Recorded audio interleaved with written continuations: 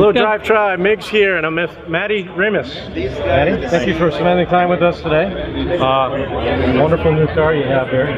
See some impressive numbers. You think we can give Richard another try?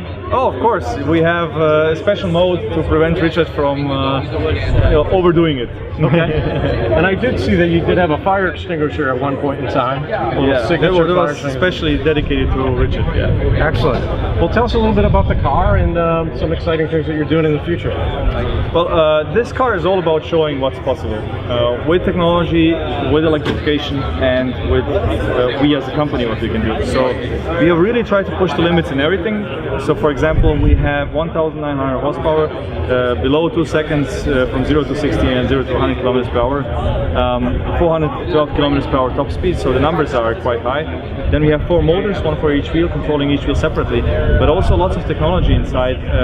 For example, we have 6 cameras, 6 radars, 12 ultrasonic sensors and so on for some autonomous driving features that we are developing.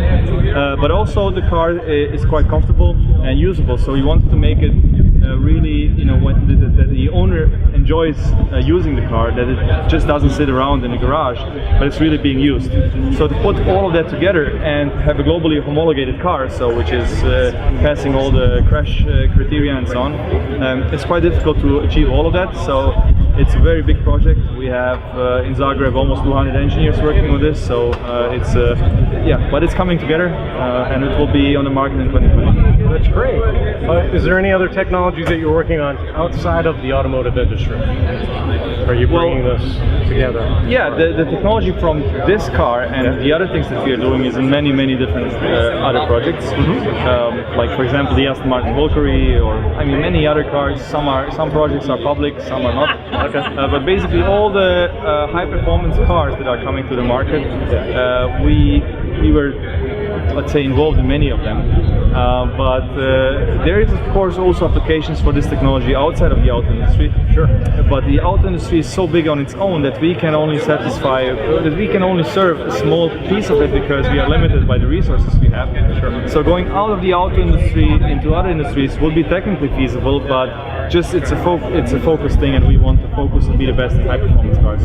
Is there anything else that you would like to say to our Drive Tribe fans? We have over about 2 million users. Okay, yeah, definitely. Well, we are really enthusiasts, so I started to do this with a E30 BMW, and I think that your Drive Tribe viewers are also car guys and really little freaks for cars. And when I started to do this, people couldn't imagine putting electrification and fun of driving together. It was like contradictory, and we don't want to make electric cars because to reduce the fuel consumption or to save the planet. I mean, it's a nice effect of doing it, but what we are really about is performance. So we believe with this kind of approach that you can really get the performance and acceleration and vehicle dynamics that are not possible with a traditional powertrain, and that's what we are all about, like making not just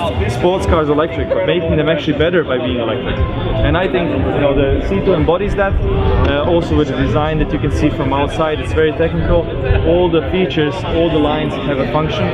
They have been optimized by hundreds and hundreds of simulation loops, wind tunnel testing and stuff like that. There's nothing on this car that doesn't have a purpose, and that's all inside of this car. All the technology, all our philosophy being showcased here. Excellent. Well, thank you so much for giving us some time, speaking with us today. Appreciate it. Thank you. Thank you.